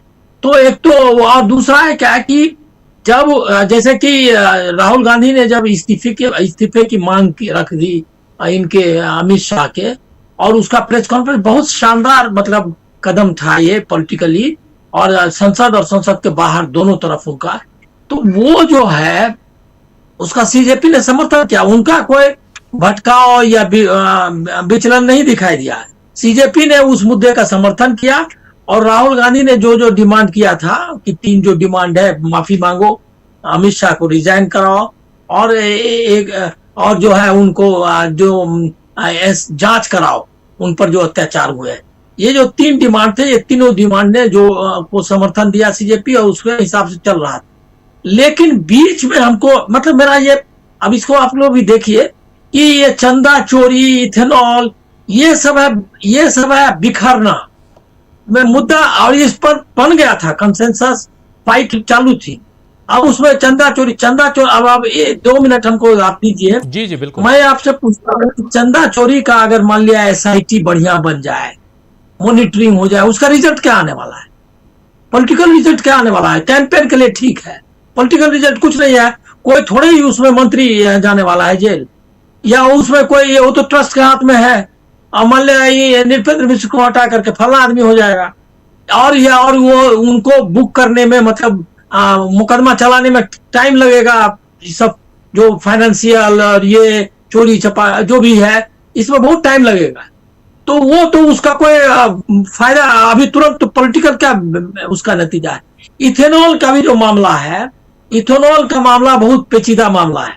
इथेनॉल का मामला में गडकरी डायरेक्ट वो हाथ झाड़ लेगा तो हरदीप पुरी के पास जाएगा डिपार्टमेंट, मतलब उसमें भी किसको आप अकाउंटेबल, इसमें आपका क्या है? ज्यादा इस्तीफा मांग सकते हैं, लेकिन इस्तीफा आप देगा वो नहीं देगा। RSS के वो पक्के बंदे हैं, और वो ये जोड़ना क्या कहते हैं इथेनॉल से उनका डायरेक्ट रिश्ता, उसमें बहुत डिफिकल्टी है, क्योंकि कोई डायरेक्ट अभी नहीं मिला है। मतलब है वो बहुत बड़ा मुद्दा बनने वाला है। मैं उसके ये पोटेंशियल के बारे में हमको कोई डाउट नहीं है, लेकिन ये मुद्दा को बिल्डअप होने दीजिए। लेकिन इस मुद्दा को इसके साथ जोड़ने का, अमित शाह के साथ ये 3 मुद्दे जोड़ करके, और वो एक अलग डफली लेकर के निकल पड़े हैं, आओ भाइयों चलो इथेनॉल 20 मिटाते हैं, वो जो क्या कहते हैं केजरीवाल। और उसके बाद तो यह हमको लग रहा है कि थोड़ा सा मिस डायरेक्टेड है एकदम। ये जो यूथ वाला, और इससे CJP का कनेक्शन अभी नहीं बना। इथेनॉल के मुद्दे को अभी CJP या जो यूथ का है उससे डायरेक्ट नहीं बन रहा है।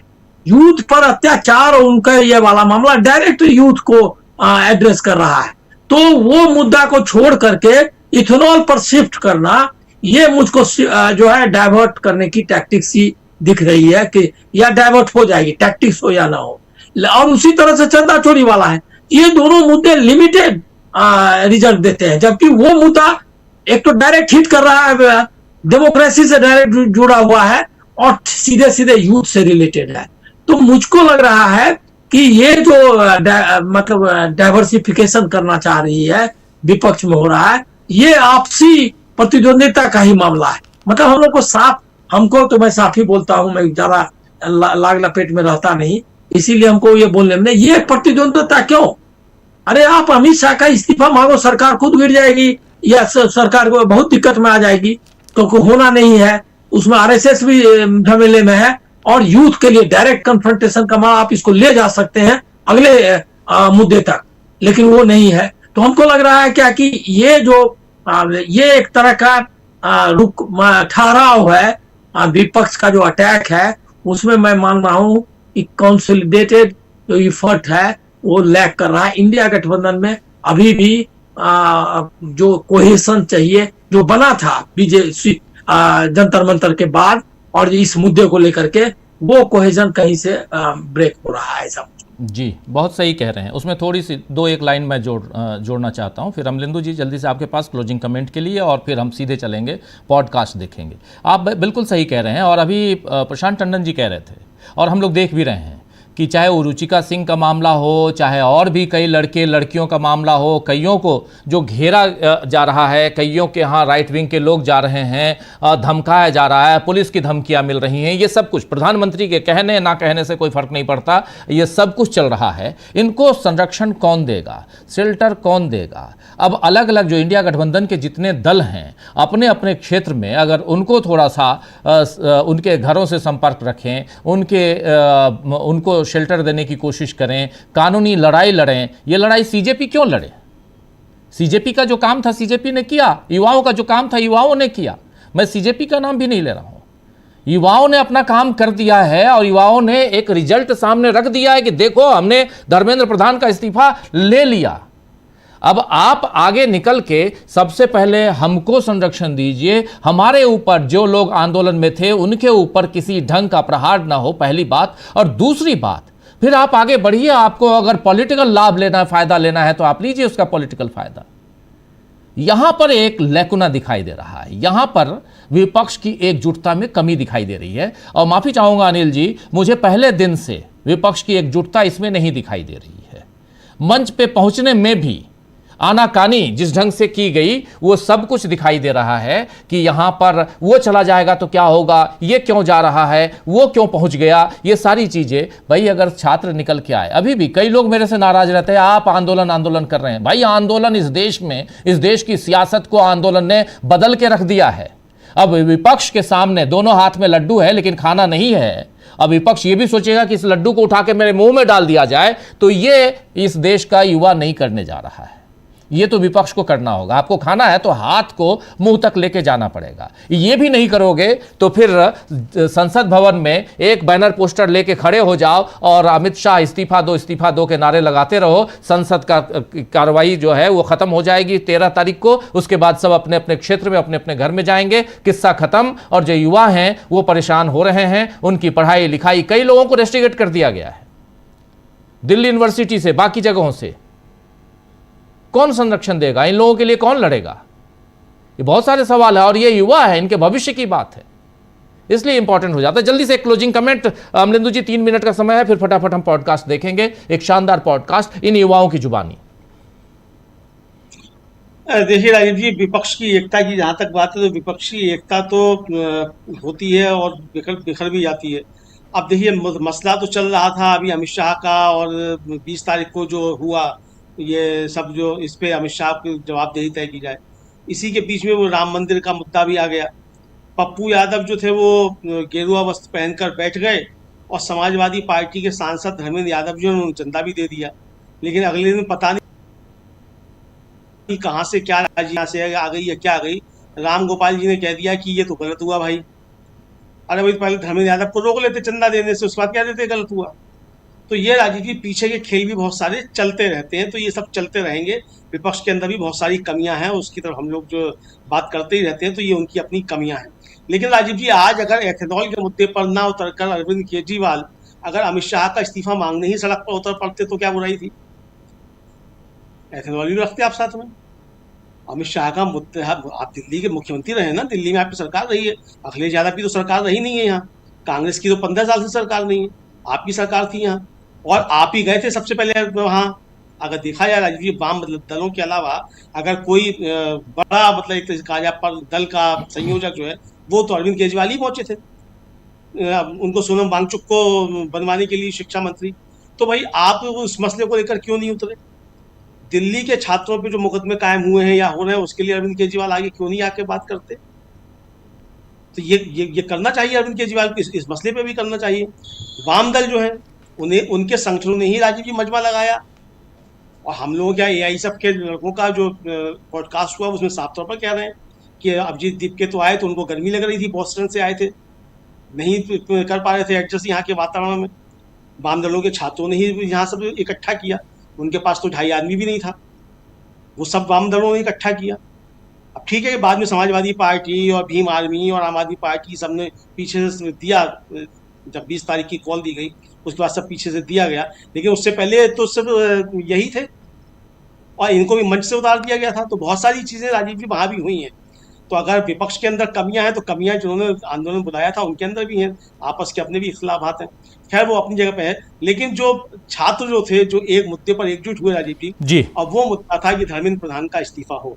तो जैसे छात्रों का लक्ष्य बिल्कुल ठीक एक था कि ठीक है आपका मंच अलग होगा, हम दूसरे धरने पर बैठ वही विपक्ष का भी होना चाहिए, बिल्कुल वही विपक्ष का भी होना चाहिए, बात यही है और छात्रों से यही सीखना चाहिए। बिल्कुल, बहुत बहुत शुक्रिया अमलेंदु जी, बहुत बहुत शुक्रिया अनिल जी, शकील जी, प्रशांत जी और साथ में जुड़े थे प्रोफेसर अखिल स्वामी जी, आप सबका बहुत बहुत शुक्रिया। सीधे पॉडकास्ट की तरफ ले चलूँगा और इस कार्यक्रम को समाप्त करने की इजाज़त चाहता हूँ। आप लोगों के कमेंट पढ़ता ज़रूर हूँ, अभी नहीं ले पा रहा हूँ, लेकिन पॉडकास्ट देखिए, आंदोलन कैसे आंदोलन बना और आंदोलन में युवाओं की क्या भागीदारी रही, कैसे डरो मत के नारे को इन युवाओं ने बुलंद किया, लेकिन साथ साथ अब क्या जिम्मेदारी बनती है विपक्ष की वो भी समझने की कोशिश करेंगे इस पॉडकास्ट के ज़रिए।